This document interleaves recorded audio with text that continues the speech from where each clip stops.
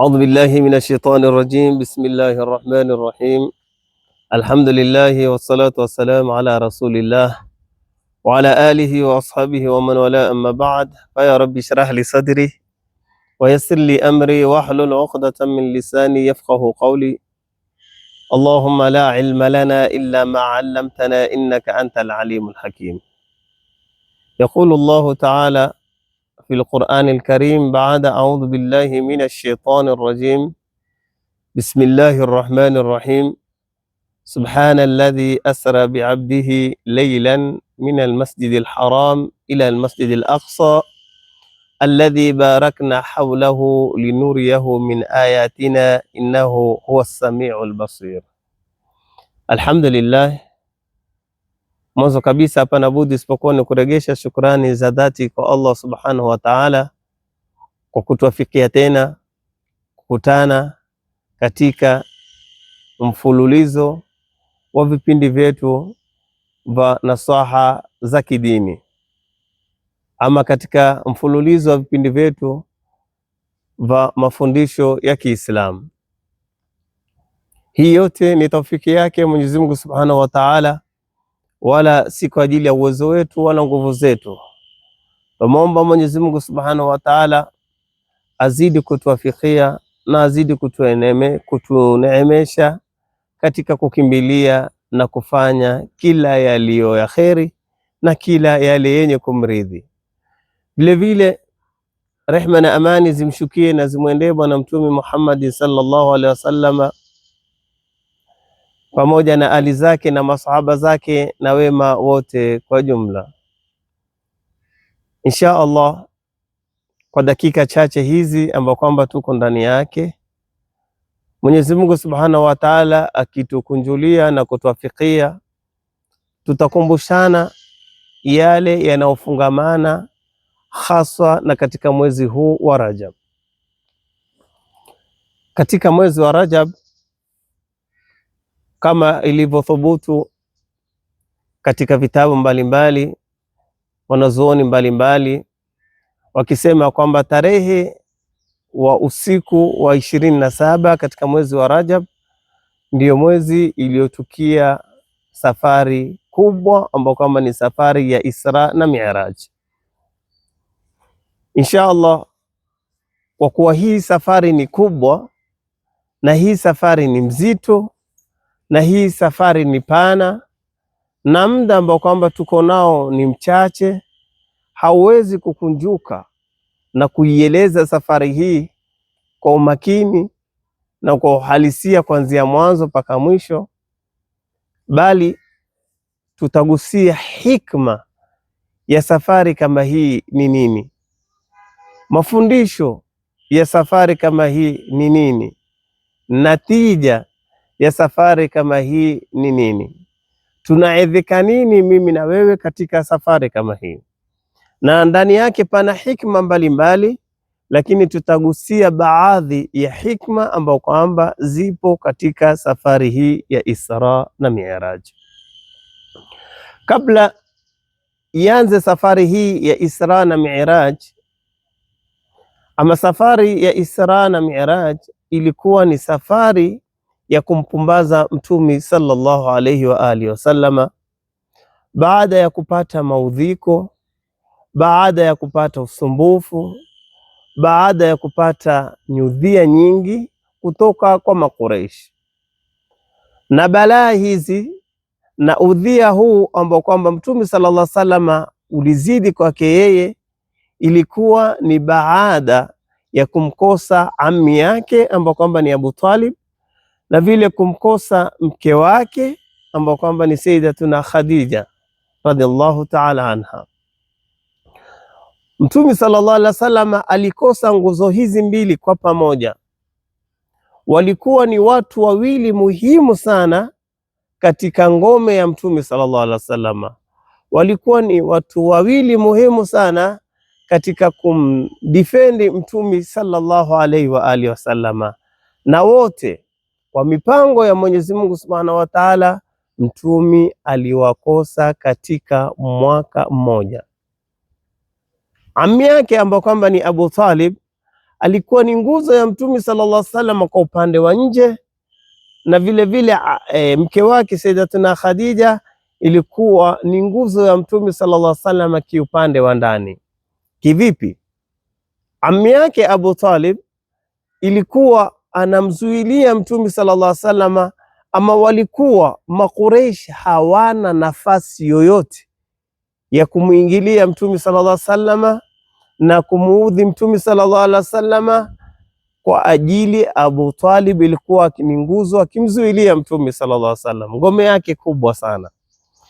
Na vile vile ilikuwa Mtume sallallahu alaihi wasallam akipata jambo lolote kule nje, maudhi yoyote kule nje, akiregea nyumbani anakutana na mke wake ambao kama ni Sayyidatuna Khadija, anapata utulivu Mtume sallallahu alaihi wasallam. Kama katika sira ilivyokuja namna gani Mtume sallallahu alaihi wasallam walikuwa Makureishi wakimfanyia vitimbi mbalimbali, wakimrushia mchanga, wakimrushia mawe, wakimrushia mzoga, uchafu. Walikuwa Mtume sallallahu alaihi wasallam akirudi nyumbani, basi Sayyidatuna Khadija ilikuwa anamfuta, kama ni mchanga, kama ni vumbi, kama ni damu, kama ni yale makuruhu ya maneno mazito mazito, maneno makali makali ya nje, basi Sayyidatuna Khadija ilikuwa ni kipumbazi chake Mtume sallallahu alaihi wasallam. Akirudi nyumbani, basi anakuwa anampumbaza mpaka anakuwa Mtume sallallahu alaihi wasallam kama hana kitu chochote. Ndio Mtume sallallahu alaihi wasallam alikuwa akimpenda sana Sayyidatuna Khadija. Ndio Mtume sallallahu alaihi wasallam ilikuwa hakuna mwingine kwa Sayyidatuna Khadija. Ndio Mtume sallallahu alaihi wasallam hakuoa alipokuwa na Sayyidatuna Khadija, kwa sababu ilikuwa ni nguzo yake kubwa sana, na ndio mwanamke wa kipekee. Na ndio maana wanawake wataka waigize mfano wa Sayyidatuna Khadija. Ilikuwa vipi? Ilikuwa akitoka Mtume sallallahu alaihi wasallam nje, akirudi nyumbani ilikuwa anampumbaza, ilikuwa anamliwaza, ilikuwa anazungumza naye maneno vizuri, anampokea kwa vizuri. Hebu niambie, hawa wasahihi, umeregea kutoka kazini, balaa za kazini huko, stress huko nje, mambo mbalimbali, ukiregea nyumbani huko unapambana na moto mwingine nyumbani. Inakuwa nyumbani balaa, nje balaa. Mwenyezi Mungu Subhanahu wa Ta'ala awafanye, wajalie, wamwangalie mwanamke kama huyu na wamsome kama mwanamke kama huyu, kwa sababu ni mwanamke mkubwa na ni mwanamke wa peponi, basi watavuna mingi sana. Kwa hivyo akafa ammi yake Abu Talib, akafa mke wake ambao kwamba ni Sayyidatuna Khadija. Walipokufa watu kama hawa wawili, Makureish hapo sasa ndio wakainuka. Makureish hapo ndipo wakasimama. Makureish hapa ndio kama walifungua sasa milango ya kumuudhi Mtume sallallahu alaihi wasallam kisawa sawa, kwa namna inavyostahili, kwa namna inavyotakikana, kwa sababu hana watu tena wa kumdefendi wakubwa Mtume sallallahu alaihi wasallam, na yeye Mtume ni yatima. Basi wakaanza kumsumbua Mtume sallallahu alaihi wasallam, wakaanza kumuudhi Mtume sallallahu alaihi wasallam, mpaka Mtume sallallahu alaihi wasallam akaiona ile Maka yani ni kama si kwao tena, akaiona ile Maka ni chungu sana, akaona ile Maka hana pahali pa kukaa. Ndipo Mtume sallallahu alaihi wasallam akaona ni afadhali afunge safari, aende sehemu nyingine, angalau huenda akapata watu sehemu kama hiyo wakamfariji, ama akapata utulivu. Ndipo Mtume sallallahu alaihi wasallam akatoka Maka akaelekea sehemu za Taif, kuwakusudia watu kama wale, kuwaendea watu kama wale, asa huenda wakampokea, wakamkubali, angalau apate utulivu wa moyo wake Mtume sallallahu alaihi wasallam. Lakini ilikuwa ni tofauti na namna Mtume sallallahu alaihi wasallam alivyokuwa amepanga ama alikuwa anafikiria.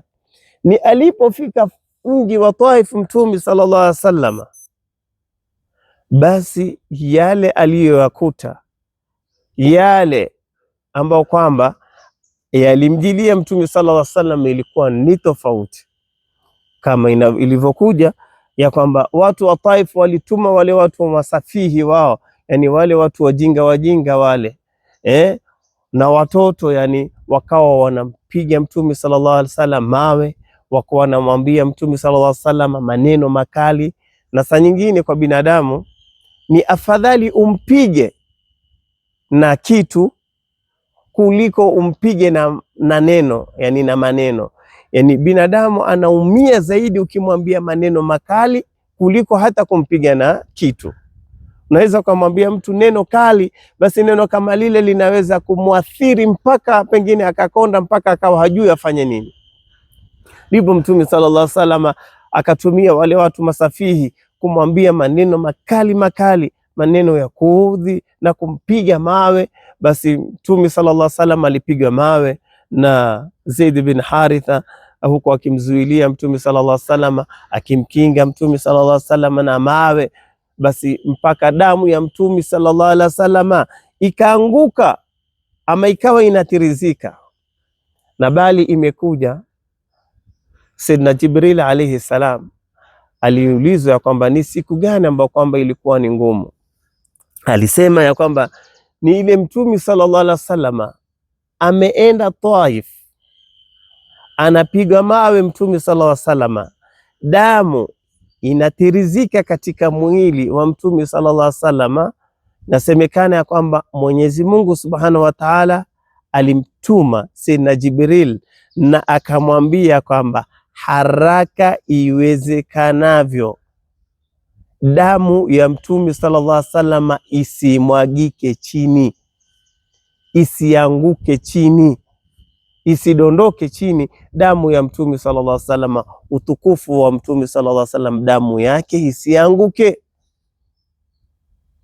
Na naam, Jibrili akatoka alivyotoka na kuja kuikumbatia na kuja kuishikilia damu ya Mtume sallallahu alaihi wasallam isimwagike. Na vile vile Mtume sallallahu alaihi wasallam aliulizwa ya kwamba ni siku gani ambao kwamba kwako wewe uliona ni ngumu na ni mzito sana, siku mzito ambao kwamba ilimpitia Mtume sallallahu alaihi wasallam. Alisema kwamba hakuna siku ambao kwamba ilikuwa ni mzito kwangu mimi kama ile siku watu wa Taif wananipiga mawe, watu wa Taif wananitukana, na hapo hapo Jibril alayhi salam anashuka anakuja kwangu mimi na ananiambia kwamba Mwenyezi Mungu yuwakwambia wataka tuwafanye nini hawa watu wa Taif sahihi. Imagine sura kama hii, hali kama hii, mahala kama hapa. Hawa watu wananipiga, sijawachukulia chao, sijaiba kitu chao, sijachukua mambo yao, yani sijawafanya lolote. Wananipiga mawe, wananitukana. Hapo hapo Jibril katika hali kama hiyo, si kwamba siku nyingine ama baadaye. Najua binadamu mara nyingi ukitaka kujua mtu ana subra, ndio Mtume sallallahu alaihi wasallam anasema inna sabra inda sadamatil ula, wakati kitu kinapokupata pale pale ukasubiri, hiyo ndio subra, si baadaye. Mara nyingi mtu akipatikana na kitu kisha baadaye ukamwambia vipi, mtu fulani pengine amekupiga, hapo pengine unaweza kusema kwa kuwa ni muda umepita, unaweza kusema msamehe. Lakini katika hali ile ngumu ile, alafu mtu akwambie tumfanye nini hivi, mara nyingi kama ni mimi naweza maliza ama patiliza. Lakini Mtume sallallahu alaihi wasallam katika hali kama ile, Jibrili anamwambia kwamba sema tu wafanye nini hawa watu sahihi, namna walivyokufanya. Bali Mtume sallallahu alaihi wasallam anasema kwamba wasamehe, waache. Tena anamwambia Mwenyezi Mungu Subhanahu wa Ta'ala, anawaombea msamaha, si awaache tu hivi hivi, bali awasamehe. Akasema hawa nijui mimi ni nani, hawa nitambui mimi ni nani kwao wao. Kwa hivyo Mwenyezi Mungu wasamehe, bwana wasamehe, sio kwamba waache hivi waendeza, usiwafanye kitu, wasamehe. Hiki kitendo walichofanya wasamehe. Ndio Mtume sallallahu alaihi wa alihi wasallam. Kwa hivyo Mtume sallallahu alaihi wasallam alipofika Taif na hali kama hii ya Taif, pia hakupata nusra, hakupata utulivu. Akaona Mtume sallallahu alaihi wasallam aregee zake wapi? Aregee zake nyumbani. Mtume sallallahu alaihi wasallam akarejea zake Makka, lakini hakuweza kuingia Makka kwa ajili Makureishi wanamgojea kivovote vile, wamejiandaa. Mtume sallallahu alaihi wasallam, kuna nyumba jirani karibu ya Makka, basi kando ya Makka kidogo, Mtume sallallahu alaihi wasallam akakaa hapo kwa ajili ya kujituliza. Ndipo Mwenyezi Mungu Subhanahu wa Ta'ala alipomuona Mtume sallallahu alaihi wasallam kamkosa mke wake na ami yake, na watu wa Makka wamemuudhi, ameenda Taif, amepata aliyoyapata, basi ile huzuni ikazidi kwa Mtume sallallahu alaihi wasallam, sikitiko likazidi kwa Mtume sallallahu alaihi wasallam, hajui afanye nini, hajui aende wapi, hajui aseme nini. Ndipo Mwenyezi Mungu Subhanahu wa Ta'ala akamchukua, ndio Mwenyezi Mungu Subhanahu wa Ta'ala akamwandalia na safari kama hii, litasliyatihi, kwa ajili ya kwenda kumpumbaza Mtume sallallahu alaihi wasallam kwa yale mateso, kwa zile balaa ambao kwamba alizozipata. Ndio Mwenyezi Mungu Subhanahu wa Ta'ala akamwandalia safari kama hii ya Isra na Miraj kwa ajili ya kumpumbaza Mtume sallallahu alaihi wasallam. Hii safari ya Isra na Miraj ni safari mbili tofauti. Kuna Isra, kuna na Miraj.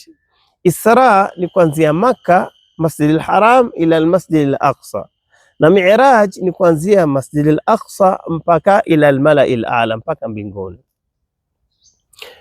Kwa nini Mwenyezi Mungu Subhanahu wa Ta'ala amchukue Mtume sallallahu alaihi wasallam Masjid al-Haram mpaka Masjid al-Aqsa, kisha Masjid al-Aqsa ndiye apandishe wapi? Juu. Kwanza kabisa Mwenyezi Mungu Subhanahu wa Ta'ala anataka kutufahamisha mafungamano, irtibat, connection baina Masjid al-Haram na Masjid al-Aqsa, ya kwamba pana mafungamano makubwa, kuna connection kubwa baina Masjid al-Haram na Masjid al-Aqsa. Na vile vile kufika Masjid al-Aqsa, ya kwamba Masjid al-Aqsa ndiyo kuna mlango wa kupanda ama wa kuingia kule mbinguni. Unajua hizi mbingu ziko na mlango wake ya kuingia ama ya kupita. Hivyo pale Masjid al-Aqsa moja kwa moja straight mpaka juu, ndipo malaika wanapopandia juu, na vile vile ndivyo malaika wakishuka wanashukia na hapo, kisha ndo wanakuja duniani, wanatawanyika, anakwenda pale pahali alipotumwa. Ndio Mwenyezi Mungu Subhanahu wa Ta'ala kamtuma Mtume sallallahu alaihi wasallam Masjid al-Aqsa kuonesha connection ya misikiti miwili, lakini vile vile kuna mlango wa kupanda wa kuingia. Lakini vile vile Mwenyezi Mungu Subhanahu wa Ta'ala anatuonyesha kwamba ukitaka kufanya kitu chochote fanya na sababu, al-akhdhu bil asbab, kufanya sababu. Mwenyezi Mungu Subhanahu wa Ta'ala akamchukua Mtume sallallahu alaihi wasallam Masjid al-Haram, Masjid al-Aqsa na kipando, kisha Masjid al-Aqsa akapanda ngazi, akapandisha juu. Ilikuwa Mwenyezi Mungu Subhanahu wa Ta'ala anaweza kumpandisha pale pale Masjid al-Haram mpaka akampeleka Masjid al-Aqsa huko akapandisha juu, lakini mwanzo alimleta hapa kuonyesha al-akhdhu bil asbab. Ukitaka kufanya kitu chochote fanya sababu. Sababu vipi?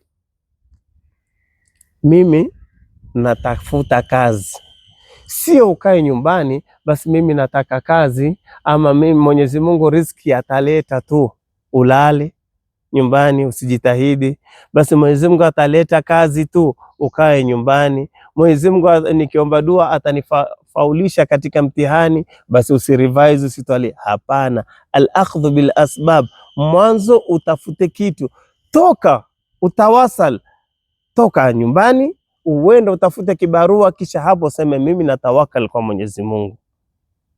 Jitahidi mwanzo katika masomo urevise na usome vizuri, kisha useme mimi natawakal kwa nani? Kwa Mwenyezi Mungu.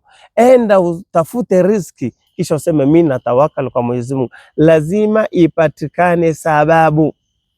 Ndio Mwenyezi Mungu Subhanahu wa Ta'ala akamchukua Mtume sallallahu alaihi Masjid al-Haram na kipando mpaka Masjid al-Aqsa. Lakini pia kwa nini safari kama hii ilifanyika usiku? Ilikuwa aende mchana pia inawezekana, lakini kwa nini? Naam, kwa sababu usiku ndio wakati wanaokutana vipenzi. Alhabib anakutana na mahabubu wake. Mtume sallallahu alaihi wasallam, Mwenyezi Mungu Subhanahu wa Ta'ala kwa Mtume sallallahu alaihi wasallam katika majina yake ni Habib. Kwa hivyo anakwenda kukutana na mahabubu wake wanao vipenzi, kila siku anakutana usiku, ndio mapenzi. Na Mtume sallallahu alaihi wasallam akachukuliwa usiku kwa sababu ndio wakati wanaokutana nani, wale wanaopendana. Kwa hivyo hii ni safari ina mambo mingi, ni safari imekusanya vitu vingi, lakini hatutaki kutawilisha, hatutaki kurefusha. Kuna mingi sana, tutakomea hapa kwa sababu binadamu ni mtu wa haraka. Yeye hapendi kutumia muda mrefu, hapendi kukaa sana. Basi inshallah tutatosheka na haya machache ambao kwamba Mwenyezi Mungu Subhanahu wa Ta'ala ametuafikia katika kukumbushana juu ya safari kama hii. Mwenyezi Mungu Subhanahu wa Ta'ala atuafikie na atujalie min alladhina yastami'una alqawla fayattabi'una ahsana. Allahumma arina alhaqqa haqqan warzuqna ittiba'ah wa arina batila batila warzuqna ijtinaba. Wa sallallahu ala sayyidina Muhammad nabiyil ummi wa alihi wa sahbihi barik wa sallam walhamdulillahi rabbil alamin wal afwa minkum.